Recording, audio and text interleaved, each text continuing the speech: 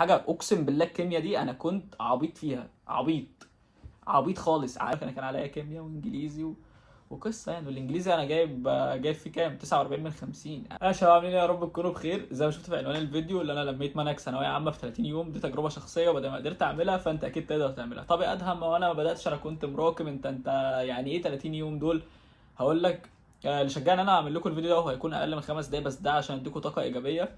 انا بالصدفه بفتح النوتس اللي هي موجوده على التليفون دي عشان اسجل حاجات جديده. كان في جزء كده المفروض امسحه طبعا من الترم الاول وحاجات قديمه يعني كليه، فبمسحها.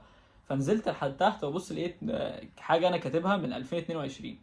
الحاجه دي هي اني كنت بلم منهج ثانويه عامه، كنت عامل له جدول هيظهر لكم هنا كده اجزاء منه صغيره. كنت عايز الم المنهج كله في 30 يوم عشان الحق احل شوامل وابدا بقى ابقى انا كده تمام، المنهج كله تمام، ما ارجعش تاني اتفرج على اي حاجه. والفتره دي كانت من يوم 24 3، هي متسجله باليوم ده اللي انا بدات اكتب فيه الحوار ده. فيوم 24 3 لسه بدري عليه، اعتقد لسه 10 ايام، فانا كنت متاخر عنك شويه كمان. طب يا ادهم 30 يوم انت كنت مقسم الدروس ازاي؟ هقول لك انا كنت عامل ايه. كنت مثلا اروح على الفيزياء 22 درس، فكنت بقى باخد 22 درس على 12 يونت انجلش. كنت بحسبهم كلهم على بعض، اللي هو 22 زائد 12 زائد مثلا كان ايامنا 90 درس نحو، هو دلوقتي ممكن 63 او حاجه. بس فكك بقى من الهمزات والحاجات اللي في البدايه واكتبهم كلهم، فكانوا التوتال مثلا عاملين 160. اروح مقسمهم على 30 يوم، يطلع لك مثلا اللي كل يوم هتاخد ايه نص مثلا نص فصل على مش عارف ايه على ايه، المهم. لكن انت على ايامك انا جيت حسبتها دلوقتي لقيتك ان انت هتمشي بمعدل 5 دروس في اليوم. طب يا ادهم 5 دروس انت كنت بتذاكر كام ساعه؟ لما انا هذاكر انا 5 دروس يمكن 7 8 كده. طيب يا ادهم دلوقتي انت كنت بتتفرج على المحاضرات ولا بتعمل ايه لما كنتش بتتفرج على المحاضرات؟ انا كنت بروح مثلا ماده زي الكيمياء تمام. الكيمياء دي كانت عقده بالنسبه لي، فانا كنت مراكم فيها حاجات كتير يعني مراكم. فكنت بعمل ايه؟ بتفرج على اللي هي بتبقى الشوامل اللي هي بتكون على الملخص اللي بيكون على الفصل كامل. تمام. فنفترض مثلا اللي بتكون 6 ساعات او 7 ساعات دي بتفرج عليها، اتفرج مثلا على نصها لان انا هلم نص باب فيه. فالنص ده بعمل فيه ايه بقى؟ الجزء اللي انا مش فاهمه هو ده اللي بروح اسمع له محاضره تفصيليه. غير كده بدل ما انا فاهم انا تمام، واروح احل واطبق وكنت ماشي تمام.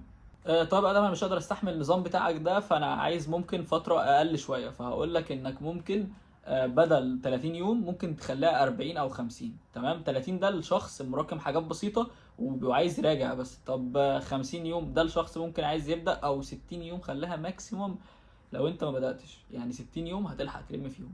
انا كان عليا كيمياء وانجليزي وقصه يعني. والانجليزي انا جايب فيه كام؟ 49 من 50. يعني مقفله. انا بالنسبه لي مقفل انجليزي. هتقعد تقول لي لا مش عارف باشا، انا مقفل انجليزي ومقفل كيمياء. 56 من 60 دي بالنسبه لي مقفل كيمياء. 49 من 50 انجليزي انا مقفله. يحب أن يأتي متأخرا لكنه يستحق الانتظار. تمام. لو عايزين اي حاجه من دي ممكن ابقى اعمل لكم قناه تليجرام انزل لكم فيها الجدول ده او الحاجه دي عادي، ما عنديش مانع يعني. كانت حاجه كويسه وكانت ايام حلوه وقدرت المه عادي وخلصت المنهج وحليت. والكيمياء اللي انا بكلمك عليها دي انا جبت فيها 56 من 60 وكانت يعني مراكم فيها ما تعدش يعني. فالدنيا لذيذه، ما تصعبهاش بقى واللي هو لا وبص ده بص المقارنه بقى يعني جو المقارنات. بص ابن خالة عمتي مخلص اصلا من شهر 8، هو اصلا مخلص من شهر 8 قبل ما السنه تبدا وبيحل دلوقتي 99 كتاب. الجو ده قديم وفكسان وما بيجيبش حاجه لان يعني خلاص بقى الحاجات دي بقت قديمه يا جدعان. قديمه. انت بتلاقي واحد داخل لك بسماعه جايب لك 96%. فكك يعني. هي ما بقتش بتمشي بكده، هي بتمشي باللي انت اعمل اللي عليك يا عم وربنا هيوفق. فاهم؟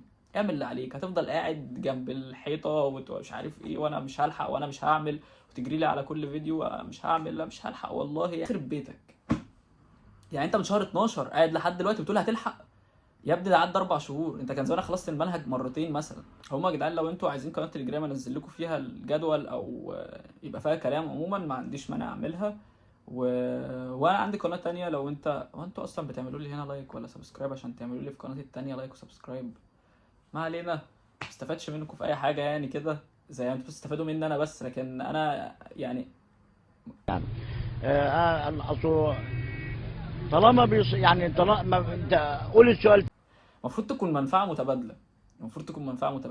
طب انت دلوقتي مثلا ما بتستفادش مني، تمام؟ ما بتستفادش مني يا عم. حتى لو بتستفادش مني يعني كويس، اهي معرفه اخ لاخوه. اشوفكم في فيديوهات تانية جايه كتير. مش عارف ليه انا قررت بس ان انا اطلع اتكلم معاكم في 5 دقايق كده اقول لكم اللي هو والله واقول لكم على حاجه، اقسم بالله الكيمياء دي انا كنت عبيط فيها، عبيط خالص على العضويه دي والالكين والالكان والالكاين وحلقه البنزين والشغل العبيط ده. انا ما كنتش فاهم اي حاجه، واقسم والله ما بهزر، اقسم بالله ما كنت فاهم اي حاجه.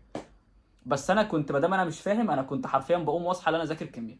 واقسم بالله كنت بعمل كده ليه؟ اللي انا لازم اجيب درجه، انا لازم اجيب، هو انا يا انتي، هو انا هتسقطيني؟ مفيش الكلام ده. فاللي هو عشان اعمل كده هو لازم جدول، لازم اقعد بالتسع ساعات. هو انت يعني هقعد على اليوتيوب اعمل ايه؟ انا هقعد اكتب كومنتات عند الناس واقول لهم انا مش عارف الم الدنيا ليه؟ ما اقعد اذاكر. وجبت 56 من 60. انت شايفها انها درجه قليله، انا شايفها ان انا يعني مندليف في نفسي. تمام. تشوفها انها درجه حلوه، قدرت اعملها بمذاكره ممكن 3 شهور. تمام. طب انت كنت كويس في الاول؟ اقسم بالله كنت ميح. انا الكيمياء دي بكرهها اصلا. طب الانجليزي ادهم والكلمات ومش عارف ايه. الانجليزي ده يا جدعان انا بادئ انجليزي في شهر واحد، والله بادئ انجليزي في شهر واحد. انا مقفل انجليزي، يعني انا بالنسبه لي ناقص درجه في الانجليزي انا كده مقفله. تمام. فانا ما اعرفش ان يكون حد فاكر اللي هو محجم قدراته اللي هو في زون صغيره وما يجيش منه. تمام. انت شايف نفسك ما يجيش منك ومش مش هتقدر تذاكر، مش هتقدر تعمل اللي عليك، مش هتقدر تذاكر ب 10 ساعات مثلا وتقوم وتاكل وتشرب وتقعد تذاكر. ما ده اللي وراك، وانت وراك حاجه تانية دلوقتي. لما يا عم تخلص ثالث ثانوي اعمل كل اللي وراك. السوشيال ميديا مش هتنفعك اصلا، مش هتنفعك برضه، فاهم؟ فانا عايزك ايه؟ تذاكروا يا جدعان وتعملوا لايك وسبسكرايب على الفيديو ده، لان خلاص القناه واقعه. اللي عايزها ياخدها ويكمل هو في جو النصايح ده. وفي قناه تانية تحت في الديسكربشن، لو بتحبني انزل اعمل لايك وسبسكرايب، ما بتحبنيش يا عم اعمل لي بلوك. اشوفكم فيديوهات تانية كتير.